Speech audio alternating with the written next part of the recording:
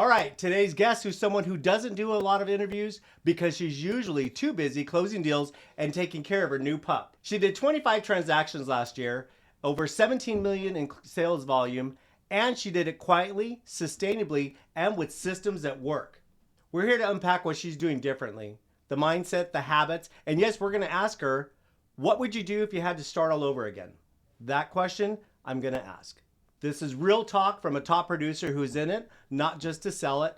Welcome, Kim Yee. Hey there, Ron. So thank you for having me today. I'm super excited to share some of my tips and tricks and, give you some insight into my world. Well, we're excited to have you as a top producer in the office, and I'm excited to jump right in it. So let's go. You ready? Absolutely. Yeah. So my first question is, Kim, you closed 25 transactions last year, 17 million in sales volume. What's one thing you stopped doing to help you scale smarter? So here's the thing: is 25 transactions is I could certainly do more, but what I've learned to stop doing is I stopped doing everything myself. So I already had a phenomenal TC. I've had a TC for about 12 years now. But I stopped doing everything myself, and I hired a VA, which was a huge step for me. I don't like to delegate. I like control. But I have slowly just started giving her things to do. I started on a small scale with her. I pay her by the hour. And she does little things for me. So she'll help me with social media posts. She'll help me with the monthly newsletter, which I never had a monthly newsletter before. So I basically have told her I want some personal things in it, and I want some, local events in there. And she started piecemealing. She made a template for me. And now it's just kind of a cyclical thing we do every month. It's phenomenal. It's great. I hear a lot of people respond back to me and say, hey, Kim, I didn't know that was happening with you in your life. And it's because I have social media, but not everybody's on social media, right? Right. So, but she's done that for me. She's helped me with organizing some of my events and helping with writing email templates for those things, sending those out through my CRM. And I'm still learning, Ron. Like it's not a fluid process. It's something that I am learning to hone with her. So if I find myself working on something and I, of course, am busy with Toby the Terror. Toby right? the Terror, the new pup. Yes. So if I'm sitting there trying to get something done and he's barking, I ask myself, is this something that I can give to her? So what did I stop doing? I just stopped trying to do everything alone. So that's my answer. That's perfect. And actually, let's go back to the VA. Yes. At what point in your business did you say I need to move forward with the VA? Because you said you like to be hands-on, be in control. At what point did you finally say, you know what, I'm going to take that leap of faith? Oh gosh, it's so embarrassing. So I've been in the business for 22 years, and I just hired her last year. I thought I had it all handled with a TC. But I'm very quickly learning that to gain more time with my family, I've learned to let go. I've learned to let go, and not everything is going to be perfect, but if I can give the job to somebody else and it may not be 100% the way I wanted it, but it's close. Right. It's good enough. Right. And that's one thing that most agents are looking for in their business is more time, right? Yes. So if there's ways we can scale our business and utilize the VA as well as a phenomenal transaction coordinator, I think you're on your way. So have you found more time in your day, in your schedule to be with Toby and the family? Not now that I've added Toby, but it was finding time before Toby, and now that I've added Toby, now I have to find more time. So, right. Great. Thank you for that. Let's go to the next question. Absolutely. What would you do first if you had to start all over again? No CRM, no listings, no clients. Okay, Ron, so here's what I'll tell you. I think what I did wrong the first go around was I spent a lot of time doing the things I didn't enjoy doing. So I door knocked and I cold called. A little bit of background on me is I'm not actually from Sacramento. I'm from Southern California. So coming up here, I didn't have family and friends to lean into Right. for referrals and things like that, Right. right? So I did all the things that are boring, or you get a lot of like no's, you get doors slammed The in your rejection. face. Yeah. So all of those things, and I think if I were to start all over again, now mind you, when I started, I was young with no kids and Yeah. all of those things, right? But I would really, I would start with probably finding a network of agents across the Bay Area, which I didn't learn until probably 10 years into the business, right? But finding 10 or 12 agents across the Bay Area and really meeting with them once a quarter, sharing with them what's happening in the Sacramento market, having them share with me what's happening in the Bay Area market, and then really just honing those relationships and really showing them what I can do and how I can service their referrals. Right. And then as my business grew, I really learned and leaned into like my kids' soccer team, the parents on the soccer team, the PTO at school. If you go to church, the people at your church, just really leaning into the people that already know and trust you as a friend. Exactly. Exactly. So that's where I would start. I probably wouldn't have done all of the things that I hated. Right. Right. Which is which works for some people. Exactly.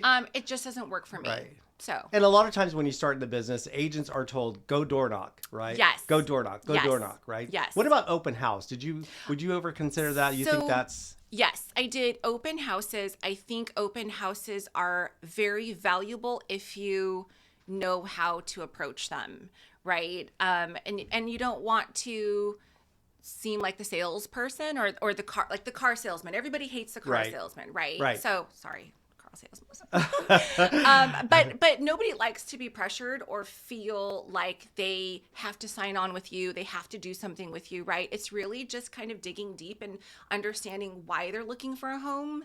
Are they just looky-loos? Like, what is their season? Is it now? Is it 6 months from now? Is it 2 years from now? Right. And really just kind of figuring out what it is, and then being the confidant, being the friend that they need Yeah. to navigate the home search. You're not just there for the sale. You're there to build that Yes. relationship and be Yes. a resource. Yes, Right. and Until they're ready. it could be 6 months. It Yeah. could be a year. Right, Right. exactly. You're just nurturing that relationship. Exactly. So, Exactly. I think that's phenomenal. And one thing that I pulled out of that, what your response was, networking. That networking was one thing.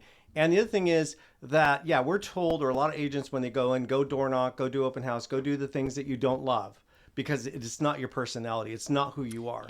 A lot of agents are person to person. Some are cold callers. Some actually just blow it out of the park with cold calling, right? Cold calling expireds and whatever. That's great. But I think really the key is identifying what your niche is and what you're going to be good at with lead generation and pursue that, right? And I think, Ron, I'm not great at scripting things, right? I'm very organic, very natural. Exactly. And that's actually how I want to develop my relationships, right? Yeah. It's not always about real estate. It's about the person and their family and their friends. And so for me, it's if I can be put in an environment where I can just naturally find out more about them, that works better for me than knocking on a door and saying, hey, are you in the business of looking for a home, or are you looking to sell your home? Right. Right. So, exactly. yeah. Exactly. I love that. And I think that's in alignment also with who I am as a person, who I am as an agent. It's about relationships. It's organic. It's natural. It's conversations. It's networking. Absolutely. So, thank you Yeah. for that. Kim, what's a mistake you see experienced agents still making, and why do you think it holds them back?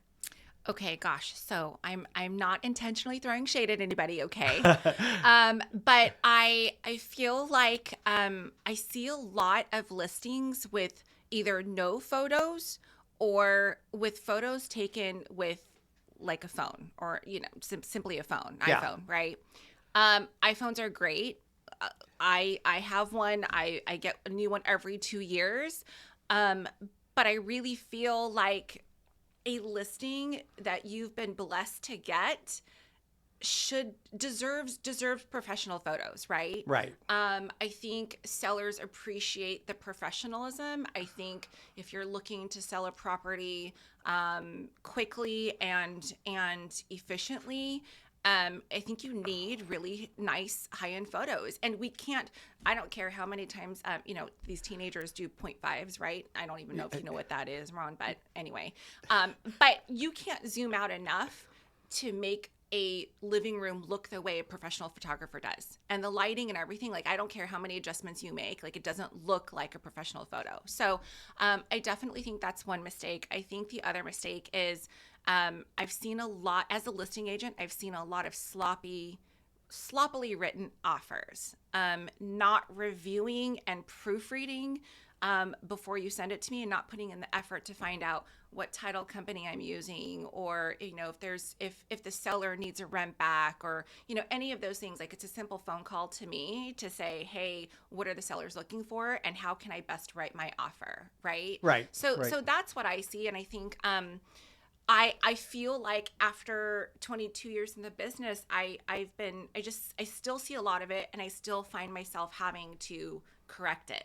So, and writing counter offers to correct things that should have been done right the first time. Right, and and it goes back to the photos. So the photos obviously are representative of your marketing, Yes. right? So that's the one of the main things in being able to leverage and get more listings, I think, especially get more Yes. more clients. Yes. The other part obviously is the contracts. Are you representing your client as best as you can? Yeah.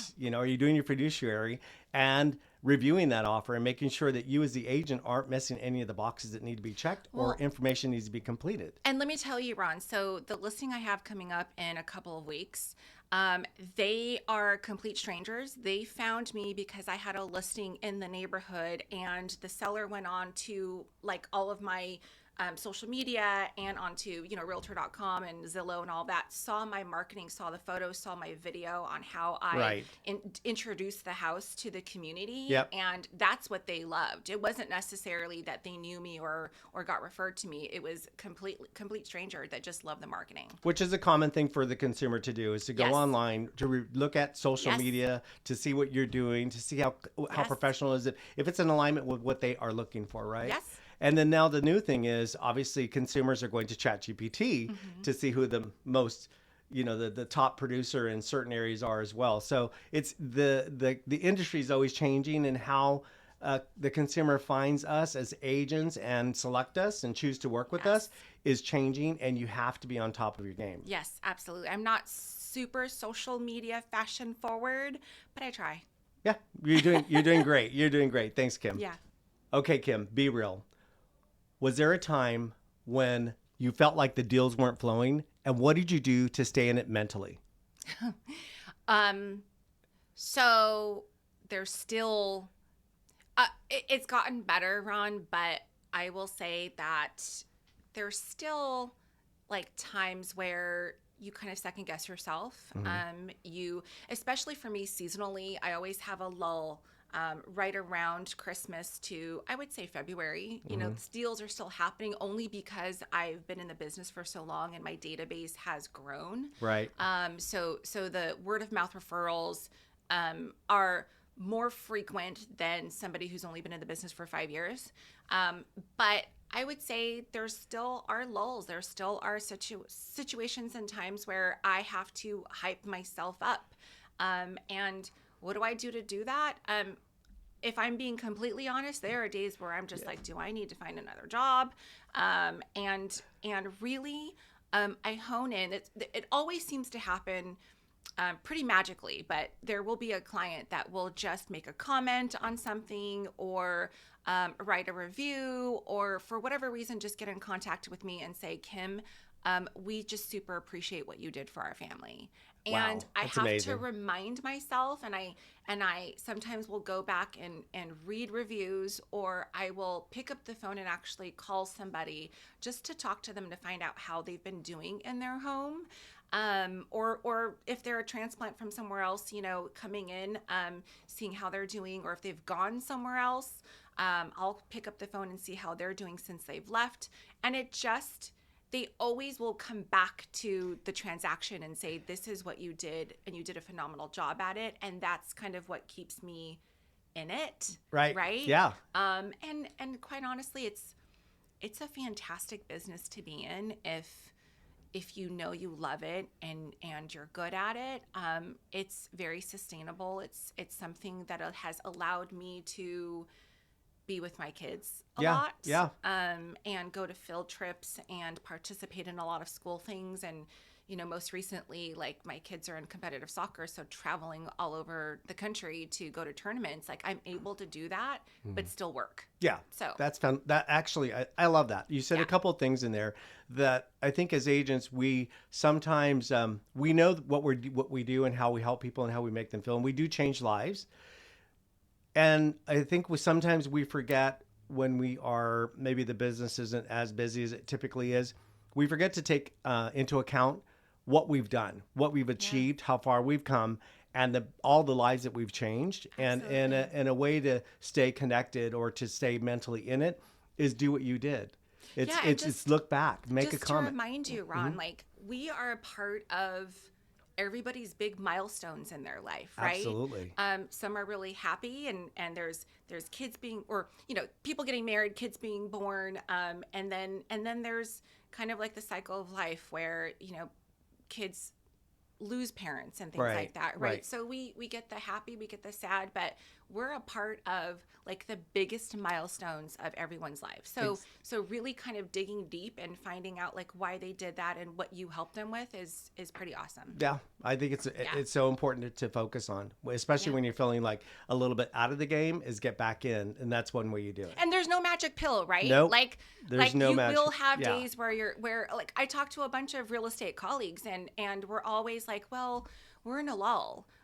There's nothing happening right now. And then all of a sudden you're so busy you can't breathe. Right. And that's when you need a VA and a TC. Yeah. So. Well, tell me what you think about this. And this is kind of, I'm going to add on to that question is, do you believe in, regardless of what the market is doing, that it's not what the market is doing, it's how you're showing up? Yes. So if we're being really forward right now, right? So it is January. It is a little slower for me right now.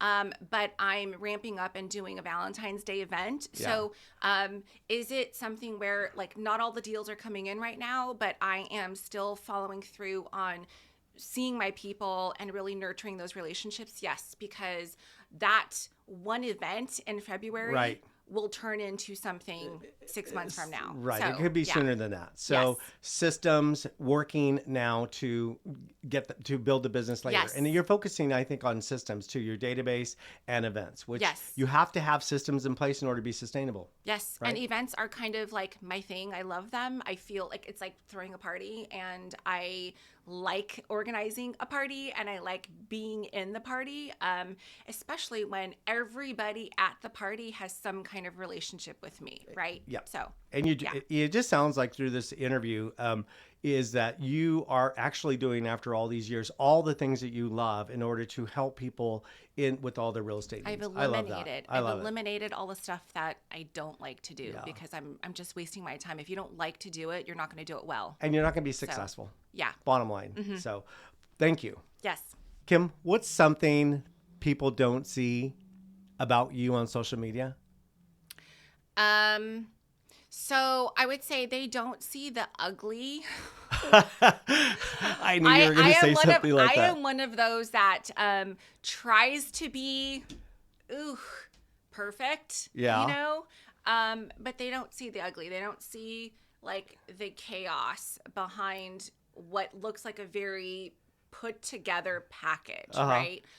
Specifically about the business, though, I think a lot of people don't see the conversations that I'm having, and they're not seeing the negotiations and potentially even really. I've had some pretty ugly conversations. I mean, I don't like to admit it, but I've had some really heated conversations with other agents behind the scenes, and it's something that I think a lot of clients don't see with their agents, not just me, right? Right. So right. We deal with a lot.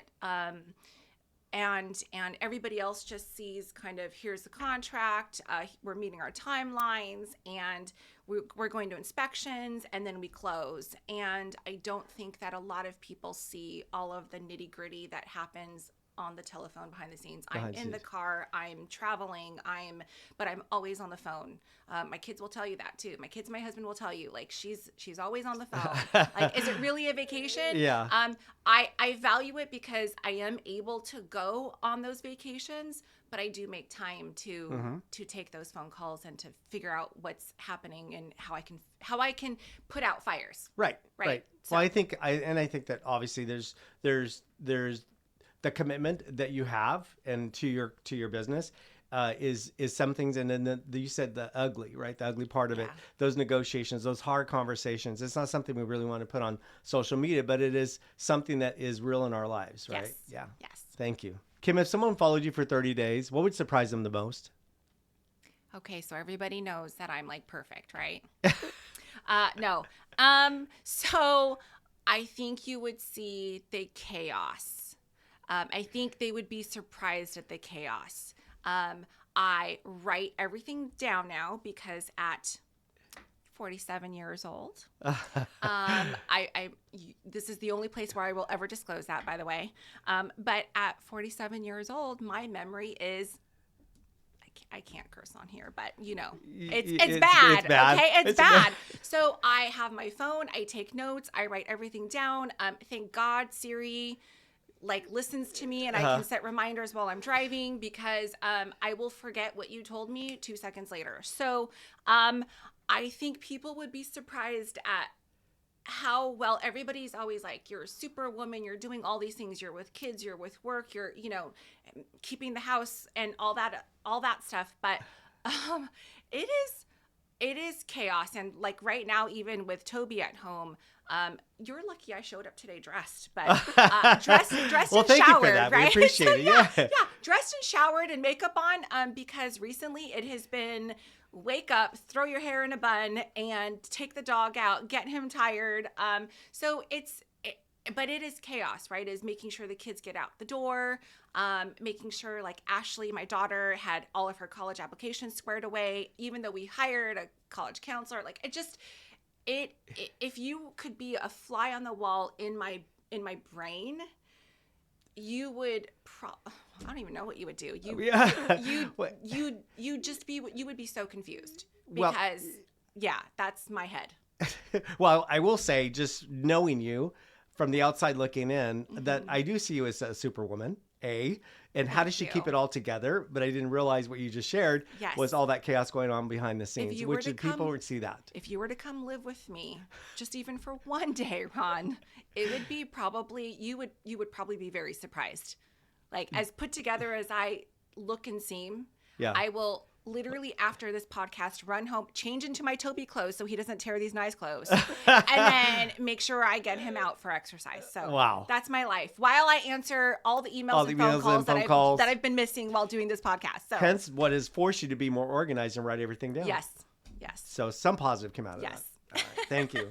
Kim, last question. When did you stop feeling like just an agent and started feeling like a real business owner? Oh gosh, good question. Okay, so it's not a simple answer, and I don't think I think it's different for everybody, but for me, it took me quite some time, Ron. I started very organically. I didn't have all the systems and tools that a lot of these new brokerage companies are sharing with everyone, right. and all the training classes. I didn't have all that, right? So I kind of grew up in real estate in a very throw you into the sea and you kind of figure it out yourself, right? Right. You learn how to swim with the sharks, kind of thing. And so I would say it took me a good 10 years to really feel like I was making a difference, like things were coming in, like transactions, referrals, things like that were starting to come in, systems were starting to take place. I started figuring out that I could repeat certain things pretty easily, but it didn't take me, it took me a while, because I didn't have a TC until like 12 years into the business, right? Right. So I refused to relinquish control, and I think part of that process of learning how to be a business owner and learning the systems is learning how to delegate and relinquish some control. And I didn't really start that until I got a TC, and that was my first step into feeling like I actually gained control by Right. giving some tasks away, right? Right. And then when things started to materialize because of me allowing other people to do some things for me, which freed up some time to do other things, was when I started to feel like, okay, so the deals are coming in, and I'm actually creating something that I own, right? Right, exactly. So, yeah. and one thing that I'm hearing from that as well is you said you started in the industry and just kind of thrown to the wolves, if you will, kind of Yes. figure it out yourself, kind of maybe ask some questions here and there, which is common for a lot of agents, even in today's market, Yeah. with all the systems that all the brokerages have, whatever it is. And so I think one key thing, and tell me if you agree with this, even as a new agent, that learning systems, even though you may not have much of a business, is important to know at this point. Yes, I think it saves a lot of time, right? So I think, and very simply put, Ron, like, so transactionally, I have a set of emails that I send out to my clients, chronologically, right? Right. And I was doing that. I still do that to a certain extent, but now I kind of relinquish that task over to my TC. So Right. I'm still watching those emails come in when he sends them out, and I'm still checking them. That's just because I'm a control freak like that, right? That's okay. But by doing that, like, I think it looks professional. I don't have to think about it anymore. It takes it off my plate, and it just allows me, like, it allows me and any other agent using that system Right.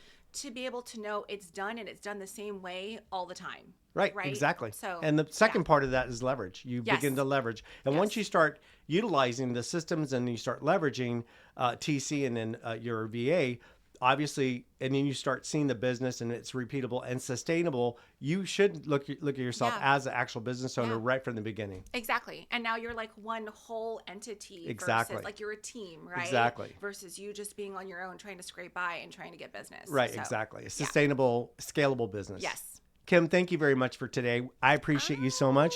And thank you. Well, I loved being here. Thank you Thank so you. much.